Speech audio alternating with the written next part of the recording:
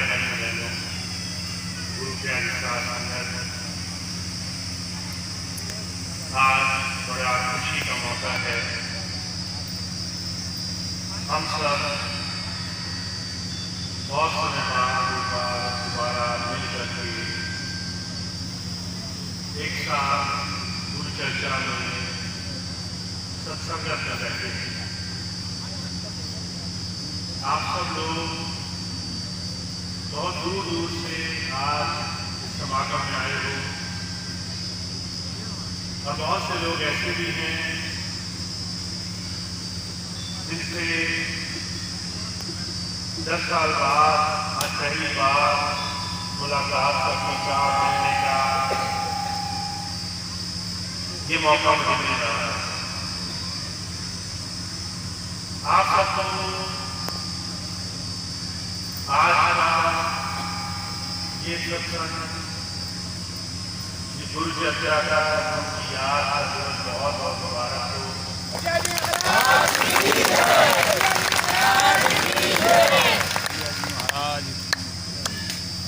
आज मैं आपके सामने कुछ ऐसी चीजें रखने की कोशिश करूंगा जो आपको कुछ मालूम नहीं है। कुछ चीजें ऐसी हैं जो आगे आने वाले समय में हमारे इस पूरे संगठन का, पूरे स्वामी जी के संस्थान का एक कार्य होने वाला है। आप सब जानते हैं, आज से 10 साल पहले मेरा आपके साथ जो समय बीता और 10 साल का जो अलगाव रहा, उसमें बहुत बड़ा परिवर्तन, बहुत बड़ा बदलाव देखने को आपको मिला होगा। बहुत सी चीजें ऐसी जो स्वामी जी के जाने के बाद धीरे धीरे समय के कारण, परिस्थिति के कारण, कुछ चीजों के अभाव के कारण बहुत ही पीछे चली गई। कुछ क्षेत्रों में सत्संग, गुरु चर्चा, गुरु की याद स्मृति, कुछ भाई बहन को कुछ सत्संग समागम में कमियां आई, कुछ आश्रमों में, व्यवस्थाओं में कमियां आई। और ये तमाम चीजें जब मेरे संज्ञान में आई तो मैंने एक बार ये निर्णय लिया कि मैं आपके बीच में चल करके एक बार दोबारा से तमाम चीजों को देखूं। और 15 अप्रैल को संत कृपाल नगर में पहली बार 10 साल के बाद आप सबके दर्शन हुए। और उस दौरान बहुत सी ऐसी चीजें सामने आई कि धीरे धीरे ये बहुत जरूरी हो गया कि हम स्वामी जी के इस पूरे मिशन का एक बार जगह जगह जाकर के जायजा लिया। स्वामी जी ने बरेली और पीलीभीत क्षेत्र में बहुत सारे आश्रम बनाए थे। आप सबके संज्ञान में वो सारे आश्रम रहे होंगे। बहुत सारे सेवा के काम शुरू किए थे, जिसमें विद्यालय, अस्पताल, सेवा के बहुत सारे काम हुआ करते थे। तो पिछले 3 महीने, जब से 3-4 महीने से लेकर के लगातार हमने धारणा रखी कि सब जगह जा करके सारे आश्रम, सारे स्थानों का मुआयना किया जाए। कार्य सिर्फ एक था, जब कोई गुरु के बताए उस संत मत के रास्ते पर चलना शुरू करता है तो उसकी सबसे बड़ी धारणा होती है कैसे वो अपने जीवन में गुरु के बताए हुए मार्ग को, उसकी शिक्षा को अपने जीवन में ले आए। और सबसे सहज रास्ता होता है सेवा का। अपनी करनी से, अपनी कथनी से, अपने आचरण से, स्वभाव से कैसे हम गुरु की शिक्षा को जीवन में लाते हैं।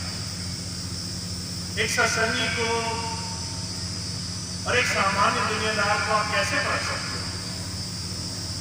कोई कहे कि सत्संगी अंतर से प्रभु रस में डूबा हुआ है, ये कैसे दिखेगा। उसके आचरण, उसके स्वभाव से सबसे पहले ये बात नजर में आती है। महाराज जी कहा करते थे, सत्संगी का एक गुरु प्रेम में लगे हुए जीव का जीवन ही उसकी सबसे बड़ी परिभाषा हुआ है। एक सत्संगी जहां से निकलकर जाए, लोग देख कर कह सकते हैं ये किसी महापुरुष से जुड़ा हुआ है। बुजुर्ग कहा करते थे, जैसे आप किसी बगीचे से निकलकर जाओ, खुशबू आने से आप रोक नहीं सकते, ऐसे ही जो गुरु की शिक्षाओं पर, तालीम पर अपने जीवन में एक कदम भी चलने की कोशिश करता है, उसके जीवन में सबसे पहले उसके आचरण में, उसके आचार विचार में, उसके चाल चलन में, उसकी भाषा में सबसे पहले बदलाव आता है। अगर आप सांसारिकता की दृष्टि से देखें, जहां लड़ाई झगड़े के माहौल होंगे, विषय विकार के माहौल होंगे, एक गुरु प्रेमी उन तमाम चीजों से पीछे हटकर खड़ा रहेगा। बुजुर्ग कहा करते थे, जो आचरण है जीवन में, किसी शिक्षा का सही पालन करके उससे सही ज्ञान हासिल करना, ये वो आचरण है जो हमारे जीवन में गुरु की शिक्षा, उसकी दीक्षा, उसके बताए हुए रास्ते को दर्शाता है। तो पिछले 10 वर्षों में कहीं न कहीं कुछ चंद स्थानों पर कुछ ऐसे संगठन में, संस्थान में कमियां देखने को मिली। अरे तमाम चीजें कई बार बहुत ही कष्ट देने वाली थी, इसलिए मैंने पहले भी आपके सामने जिक्र किया कि मैंने संकल्प किया हुआ है, जब तक ये व्यवस्था सुधार की तरफ नहीं बदलने लगेगी, तब तक बहुत से सारे काम जो पहले हुआ करते थे, मैं उनको पहले की तरह नहीं करूंगा। तो मैंने आपके सामने आना शुरू किया, पर अभी किसी आश्रम में निवास करना शुरू नहीं किया। मैंने आपके सामने जो इस व्यवस्था सुधार, गुरु नाम पर, गुरु की शिक्षा पर चलने की बात कहनी शुरू की, पर मन पर बैठने से मैंने शक्ति रखी। कारण क्या है, जब तक हम खुद में सुधार और परिवर्तन की कोशिश नहीं करते और उम्मीद रखते हैं कि संसार अपने आप बदल जाएगा, तब तक लाख कोशिश करने के बाद भी कहीं बदलाव या परिवर्तन नहीं आने वाला। बुजुर्ग कहा करते थे, जिसने स्वयं के लिए, अपने लिए एक सही रास्ते की परिकाष्ठा नहीं बनाई है, जो अपने आप को गुरु शिक्षा पर चलाने के लिए कोशिश नहीं कर रहा है, वो चाहे लाख कोशिश करे, दुनिया को कितना ही वो ज्ञान दे, कुछ परिवर्तन नहीं होने वाला। परिवर्तन अंदर से आता है। जब हमारे अंदर परिवर्तन होगा, वो देख करके सारे संसार में अपने आप, हर एक, चाहे वो कितना ही बिगड़ा सा इंसान हो, उसे बदलना ही पड़ेगा, उसको फिर से बदलाव को अपने जीवन में लाना पड़ेगा। तो मैंने वो संकल्प किया हुआ है और आने वाले एक और महीने में, जुलाई के महीने में, कुछ और स्थानों पर जहां जहां स्वामी जी के सत्संग हुआ करते थे, वहां कार्यक्रम होंगे। जो भी हरिद्वार से लेकर के और पंजाब जहां तक भी हो सके वहां तक जाने का प्रोग्राम बनेगा। पर उसके बाद जो मैंने एक बात अपने मन में धारण की थी कि हम कथनी से ज्यादा करनी पर, हम बोलने चालने से ज्यादा अभ्यास और आचरण पर जोर दें, उस बात को आगे चल करके हर एक प्रेमी तक, हर एक सत्संगी भाई बहन तक पहुंचाया जा सके। सेवा के जरिए ज्यादा से ज्यादा उस साधन को हम जीवन में ला सके, उसका प्रयास भी होना है।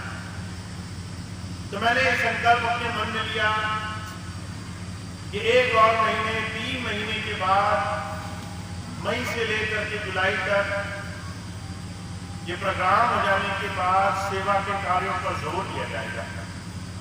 और जो भी भाई बहन इसका लाभ उठाना चाहे वो सेवा से गुरु की बताई हुई, अपने सदगुरु की बताई हुई शिक्षाओं को जीवन में अमल कर ले, एक सहज रास्ते को अपना ले। कुछ दिन भी अगर वो इस सेवा के माध्यम से जुड़े तो उसको अपने जीवन में बदलाव अपने आप नजर आएगा। तो आने वाले समय में सितंबर के भंडारे तक और उसके बाद भी सेवा के कार्यों पर जोर दिया जाएगा। और कार्य से एक है, हम चाहे दुनिया के किसी कोने में रहते हो, कोई भी काम काज करते हो, हमारे लिए ये बहुत जरूरी है कि हम अपने जीवन में गुरु के द्वारा दी हुई तालीम और शिक्षा का जल्द से जल्द अनुभव करें। समय का कोई अंदाजा नहीं है। हम ये मानकर चले कि सारी जिंदगी पड़ी है, उससे किसी के जीवन में बदलाव नहीं आता। और हम ये मानकर चले कि समय बहुत कम है और इस कम समय में ज्यादा से ज्यादा काम कर लेना है, ज्यादा से ज्यादा गुरु की संगत, उसकी याद का लाभ उठा लेना है, तो बहुत कम समय में काम बन सकता है। इसलिए बहुत जरूरी है संत मत का, गुरु मत का रास्ता बहुत ही संजीदगी से, अभ्यास से, गुरु की बताई हुई, चाहे वो एक ही बात क्यों ना हो, उसकी ज्यादा से ज्यादा आचरण से अपने जीवन में अपनाने की कोशिश की जाए। मेरा मानना यही है, अगर सत्संग में एक संत हजारों लाखों बात कहे या वो एक बात कहे, आचरण की हुई वो एक बात ज्यादा लाभकारी है। बिना आचरण किए हुए वो हजारों बातें भी हमारे लिए कम फलीभूत साबित होंगी। तो हमारे लिए जो इतने वर्षों से स्वामी जी के साथ जुड़े हैं, महाराज जी के नामधारी हैं, हुजूर की, स्वामी जी की सेवा में और दूसरे तमाम साधनों से परमार्थ में लगे हैं, उनके लिए ये बहुत सुंदर मौका है। ज्यादा से ज्यादा सत्संगत का लाभ उठाया जाए, ज्यादा से ज्यादा सेवा के जितने भी अवसर मिले उसमें जो भी समय दे सकें उस समय को दे करके लाभ उठाया जाए। ज्यादा से ज्यादा अपने विकास, और अगर कहीं भी कोई कमी आई हो तो उसको दूर करके जीवन में फिर से गुरु नाम से जुड़ करके जीवन में लाभ उठाया जाए। तो आगे आने वाला समय इसके लिए आप सबके लिए एक बहुत ही सुनहरा मौका होगा। आगे आने वाले 1 महीने में बरेली और आसपास सत्संग और लगेंगे। उसके बाद सत्संग की जो भी टीम स्वामी जी ने नियुक्त की थी वो आती रहेंगी सत्संग के लिए। पर जुलाई महीने के बाद से आप सब लोगों को जो सेवा के माध्यम से जुड़कर लाभ उठाना चाहते हैं, उन्हें अलग अलग तरीकों से सेवा के माध्यम से जुड़कर लाभ उठाने का भरपूर मौका मिलेगा। आशीर्वाद स्वामी जी के आश्रम से होगी, जो उन्होंने सबसे पहले बनाया, संत कृपाल नगर से तो जो भी भाई बहन सेवा के साधन में जुड़ने के इच्छुक होंगे वो जरूर इस मौके का लाभ उठा सकेंगे। तो मैं आपको बात क्यों बोल रहा हूं, क्योंकि जब मैंने विदेश से यहाँ आने का निर्णय किया तो 2-3 चीजें बहुत स्पष्ट बोली थी कि हम जितना कर्म कांड से बाहरी चीजों से बच करके बहुत ही सीधे तरीके से गुरुधारा से जुड़ सकें, गुरु के बताए हुए मिशन से जुड़ सकें, उसका लाभ हमें मिलेगा। और उसमें एक चीज ये भी थी कि हम गुरु के बताए हुए रास्ते को, उनके मिशन में जो भी हमारा योगदान हम दे सकते हैं अपने विकास के लिए, अपने जीवन में अपने आप को आज की परिस्थिति से ऊपर उठाने के लिए, वो देने पर ज्यादा से ज्यादा जोर दिया जाएगा। और धीरे धीरे वो समय नजदीक आ रहा है। आप सब लोगों के लिए वो मौका धीरे धीरे खुलेगा और आप लोग जो भी अपना समय दे सकते हैं उस सेवा के साधन से जुड़ सकेंगे। तो आज मैं आप सबको एक बार फिर से आज के इस समागम के लिए बहुत बहुत बधाई देता हूँ।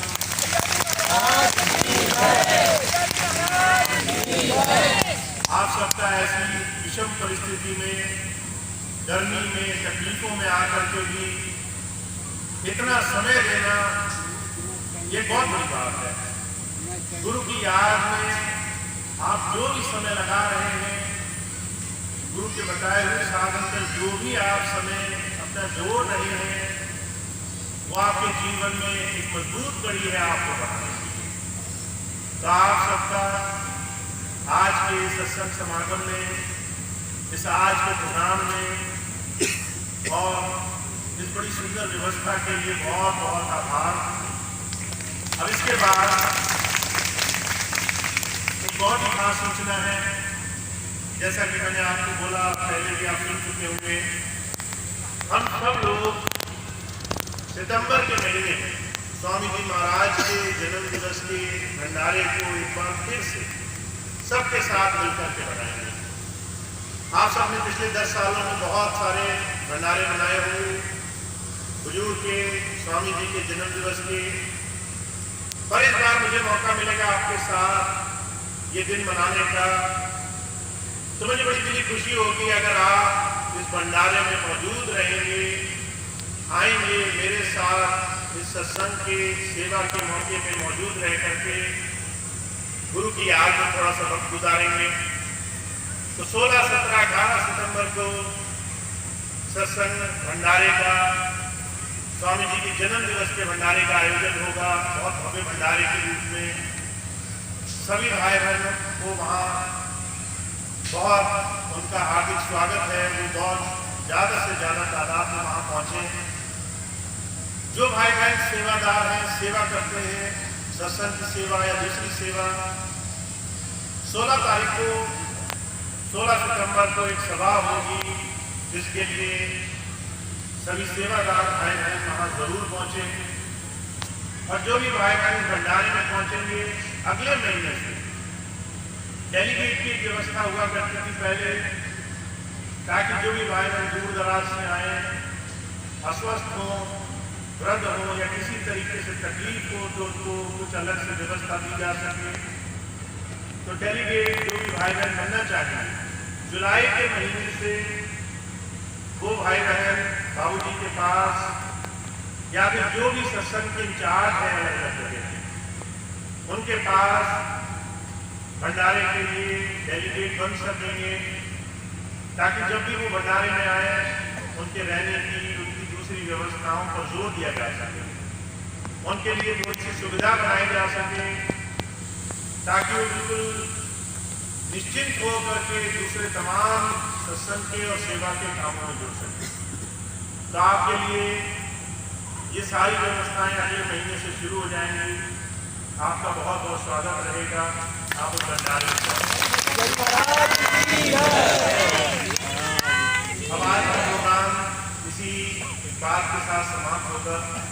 पर अभी तो सूचनाएं हैं सत्संग के मार्फत और दूसरी सारी व्यवस्थाओं से जुड़ी हुई 2 मिनट बैठे रहेंगे, प्रार्थना के बाद ही आप लोग यहाँ अपने स्थान से उठेंगे, तब तक सारी बातें